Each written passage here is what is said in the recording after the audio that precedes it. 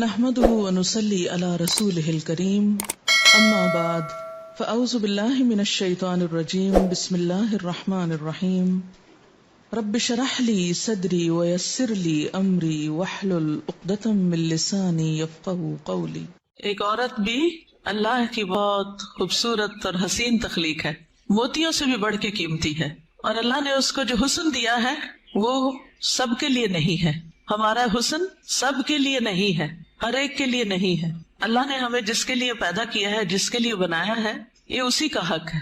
آپ دیکھیے کہ بچپن سے ہی ایک چھوٹی سی بچی کو بھی جو شوق ہوتا ہے وہ کس چیز کا ہوتا ہے؟ سجنے، بننے، سنورنے کا۔ چھوٹے چھوٹے بچے ماؤں کی لپسٹکس کا کیا حال کرتے ہیں، صرف اپنے اوپر نہیں لگاتے، دیواروں پہ بھی لگا دیتے ہیں۔ اور اسی طرح قرآن مجید میں بھی آتا ہے أَفَمَن يُنَشَّأُ فِي الْحِلْيَةِ، کیا وہ جو زیورات میں پالی جاتی۔ تو سجنا، بننا، اچھا کپڑا، اچھا لباس، اچھا زیور، یہ عورت کی کمزوری ہوتی۔ ہر عورت کو کسی نہ کسی درجے میں تھوڑا یا زیادہ پسند ہوتا ہے۔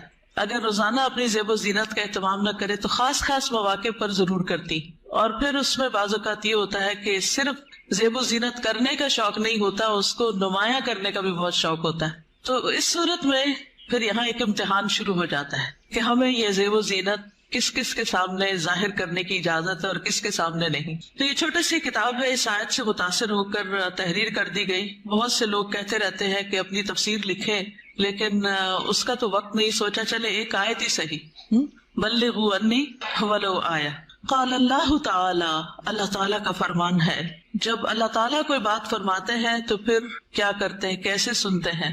بہت دھیان سے، توجہ سے۔ وَقُلْ لِلْمُؤْمِنَاتِ، اور مومن عورتوں سے کہہ دیجئے کیا کریں؟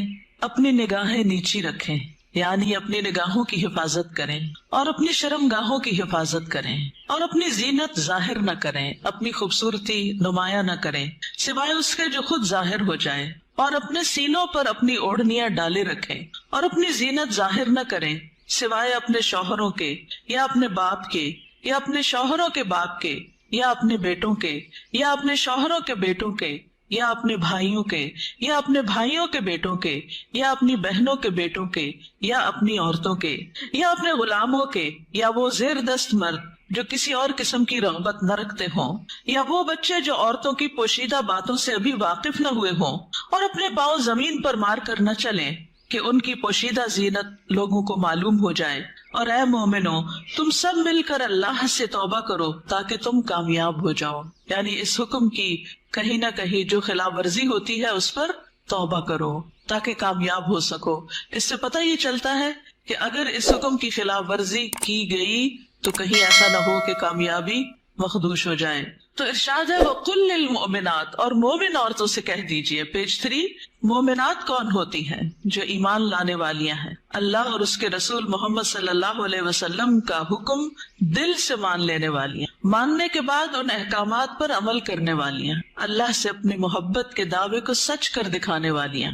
اللہ تعالیٰ کا ارشاد ہے بے شک مسلمان مرد اور مسلمان عورتیں، اور مومن مرد اور مومن عورتیں، اور فرما بردار مرد اور فرما بردار عورتیں، اور سچے مرد اور سچی عورتیں، اور صبر کرنے والے مرد اور صبر کرنے والی عورتیں، اور عاجزی اختیار کرنے والے مرد اور عاجزی اختیار کرنے والی عورتیں، اور صدقہ کرنے والے مرد اور صدقہ کرنے والی عورتیں، اور روزہ دار مرد اور روزہ دار عورتیں، اور اپنی شرم گاہوں کی حفاظت کرنے والے مرد اور حفاظت کرنے والی عورتیں، اور اللہ کا بہت زیادہ ذکر کرنے والے مرد اور ذکر کرنے والی عورتیں، ان کے لیے اللہ نے مغفرت اور بہت بڑا اجر تیار کر رکھا ہے۔ اللہ کی بخشش اور بڑا اجر کس کے لیے ہے؟ ان صفات کے حامل مومن مردوں اور عورتوں کے لیے۔ تو ارشاد ہے وَقُلْ لِلْمُؤْمِنَاتِ، کیا ارشاد؟ پیج 4، يَغْضُضْنَ مِنْ أَبْصَارِهِنَّ، کہ وہ اپنی نگاہیں نیچی رکھیں۔ کیا مطلب ہے اس کا؟ کہ حرام چیزوں پر نگاہ نہ ڈالیں، نامحرم مردوں کو نگاہ بھر کے نہ دیکھیں، اچانک نظر پڑ جائے تو نظر پھیر لیں، شہوت کی نظر سے نہ دیکھیں، کسی مرد یا کسی عورت کا سطر نہ دیکھیں، یعنی جو حصے چھپا کے رکھنے کے قابل ہیں، فحش تصاویر اور فحش مناظر نہ دیکھیں، ادھر ادھر تاک جھانک نہ کریں۔ نبی صلی اللہ علیہ وسلم نے فرمایا زنا العین النظر، نظر بازی آنکھوں کا زنا ہے۔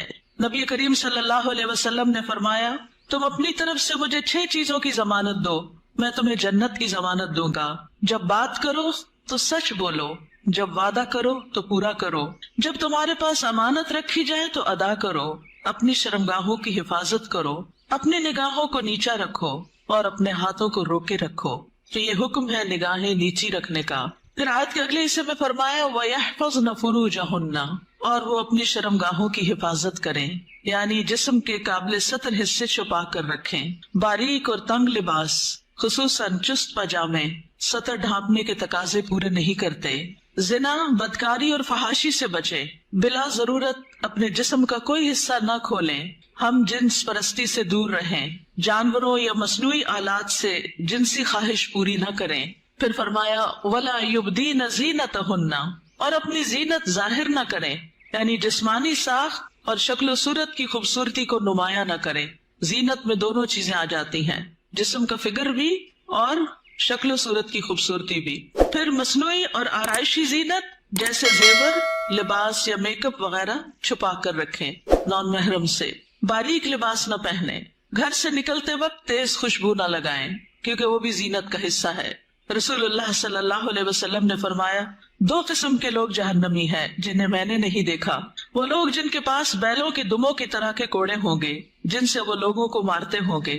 وہ عورتیں جو لباس پہن کر بھی بے لباس ہوں گی، مائل کرنے والیاں، مائل ہونے والیاں، گویا ان کے سر بختی اونٹ کے کوہان کی مانند ہو گئے، یعنی سر خاص طور پر اوپر، سروں کے اوپر مزید بالوں اور کا جوڑا بنا کے یا اونچے کر کے اس کو اٹھایا ہوا ہو. وہ جنت میں داخل نہ ہوگی اور نہ اس کی خوشبو پائے گی، حالانکہ اس کی خوشبو اتنی اور اتنی دور سے آتی ہوگی. یہ صحیح مسلم کی روایت ہے. پھر فرمایا الا ما ظاہر منہا، سوائے اس کے جو اس میں سے ظاہر ہو جائے. وہ زینت جو خود بخود ظاہر ہو جائے، نہ کہ ظاہر کی جائے. مثلاً چادر کا ہوا میں اڑ جانا اور زینت کا کھل جانا. وہ زینت جس کو چھپانا ممکن نہ ہو، جیسے چادر، گاؤن یا اسکارف وغیرہ. جسمانی ساخت میں سے دراز قد یا متناسب جسم ہونا، اس میں بھی ایک اٹریکشن ہوتی ہے، اب یہ چھپائی نہیں جا سکتی. سیدنا ابن مسعود اس کی تفسیر میں فرماتے ہیں کالرداء والثیاب، جیسے چادر اور کپڑے. چادر جو اوپر کی چادر یا گاؤن وغیرہ ہوتا ہے، یا جو کپڑے نیچے سے نظر آ جاتے ہیں. یاد رہے زینت ظاہر ہونے اور زینت ظاہر کرنے میں فرق ہے. ایک وہ ہے جو آپ خود کھول دیتے ہیں اور ایک وہ ہے جو اتفاق سے ہو جاتی ہے. پھر فرمایا وَلْيَضْرِبْنَ بِخُمُرِهِنَّ عَلَى جُيُوبِهِنَّ، اور وہ اپنی اوڑھنیاں اپنے سینوں پہ ڈالے رکھیں. خمار یعنی سر کے کپڑے یا دوپٹے سے خواتین سر، بال، کان، گردن اور سینہ ڈھانپ کر رکھیں، کیونکہ کچھ خواتین جب اسکارف پہنتی ہیں تو اس کو اتنا زیادہ اسٹرولر کی طرح لپیٹنا شروع کر دیتی ہے کہ وہ بعض اوقات تو گلے کا کچھ حصہ بھی نظر آ رہا ہوتا ہے اور سینہ تو پورا کھل جاتا ہے. بعض ایک پلو اوپر کر کے نقاب بنا لیتی ہے، ان کا آدھا سینہ نظر آ رہا ہوتا ہے، یعنی آدھا ڈھانکا ہوا ہوتا ہے، آدھا نمایاں ہوتا ہے، وہ اور زیادہ اٹریکٹیو ہو جاتا ہے، زیادہ توجہ کھینچنے لگتا ہے. تو اس لیے اللہ کا حکم ہے کہ عورت اپنے سینے کے حسن کو چھپا کر رکھے مردوں سے، کیونکہ یہ مرد کے لیے ایک فتنہ بن جاتا ہے. باریک دوپٹہ جس میں سے بال اور گردن جھلک رہے ہو وہ نہ اوڑھیں. زمانہ جاہلیت میں عورتیں پردے کا اہتمام نہیں کرتی تھیں، بلکہ جب کوئی عورت مردوں کے پاس سے گزرتی تو اپنے سینے کو کھول کے گزرتی. بسا اوقات وہ اپنی گردن، بالوں کی مینڈیاں اور کانوں کی بالیاں تک ننگا کر لیتی تھی. کیا گردن، بالوں کی مینڈیاں اور کانوں کی بالیاں ان کو نکال لیتی تھی. اب بھی آپ نے دیکھا ہوگا بعض اسکارف اس طرح پہنتے کہ کانوں کا زیور باہر لٹک رہا ہوتا ہے. لہٰذا اللہ تعالیٰ نے مومن عورتوں کو حکم دیا کہ وہ ایسے مواقع پر پردے کا اہتمام کریں. سیدہ عائشہ فرمایا کرتی تھی جب یہ آیت نازل ہوئی وَلْيَضْرِبْنَ بِخُمُرِهِنَّ عَلَى جُيُوبِهِنَّ، تو ان سب نے اپنے تہ بندوں کو کناروں سے پھاڑ کر ان کی اوڑھنیاں بنا لی، یعنی جو نیچے تہ بند ہوتا ہے نا، جو نیچے پہنتے ہیں شلوار کی طرح. تو انہوں نے کیا کیا کہ اور اگر کپڑا نہیں ملا سر کا اس طرح چادر بنانے والا تو انہوں نے انہیں کو ہی ذرا صحیح کر کے، یعنی اس کے کنارے وغیرہ کاٹ کے اس کو چادر کی شکل دے دی. پھر فرمایا وَلَا يُبْدِينَ زِينَتَهُنَّ إِلَّا، اور وہ اپنی زینت ظاہر نہ کرے مگر اپنے شوہروں کے لیے. آگے آ رہا ہے پسندیدہ اور مطلوب ہے کہ شوہر کے سامنے ہر طرح کی زینت کا اظہار کریں، سارا شوق یہاں پورا کریں. ٹھیک ہے، عورت اپنے شوہر کے سامنے حد درجہ اظہار زینت کر سکتی، جتنی کرنا چاہے کریں، جو کہ کسی دوسرے کے سامنے نہیں کر سکتے. یا اپنے باپوں کے لیے، باپوں میں کون کون آتا ہے؟ باپ، دادا، پردادا، نانا، پرنانا، اوپر تک آبا و اجداد جو بھی ہوں. رسول اللہ صلی اللہ علیہ وسلم نے ایک نیک عورت کے بارے میں فرمایا بہترین عورت وہ ہے کہ جب تم اسے دیکھو تو تمہیں خوش کر دے. تو شوہر کس طرح خوش ہوگا؟ جب آپ اچھے کپڑے پہنیں گے، اچھا لباس کے ساتھ اچھا زیب و زینت، زیور، میک اپ وغیرہ میں ہوں گی. لیکن بہت سی خواتین گھر میں تو کھانا پکاتے پکاتے کپڑوں میں اس قدر کھانے کی اسمیل آ جاتی ہے اور کچن میں پسینے سے برا حال ہو جاتا ہے، اور پھر جب شوہر گھر آتا ہے تو اسی حال میں استقبال کرتی، اور پھر جب شوہر کو کھانا وغیرہ دے کے فارغ ہو کے جب اپنی سہیلی یا کہ بازار جانا ہوتا ہے تو نہا دھو کے میک اپ وغیرہ کر کے نکل جاتی ہے، کیونکہ اب شوہر آ گیا گھر میں، وہ بچے سنبھالے گا، ہم ذرا آؤٹنگ پہ جائیں. تو یہ بالکل الٹ ہے اس حکم کے جو ہمیں دیا گیا. فرمایا بہترین عورت وہ ہے کہ جب تم اسے دیکھو تو تمہیں خوش کر دے، جب تم اسے کوئی حکم دو تو تمہاری اطاعت کرے، اور تمہاری غیر موجودگی میں اپنے نفس اور تمہارے مال کی حفاظت کرے.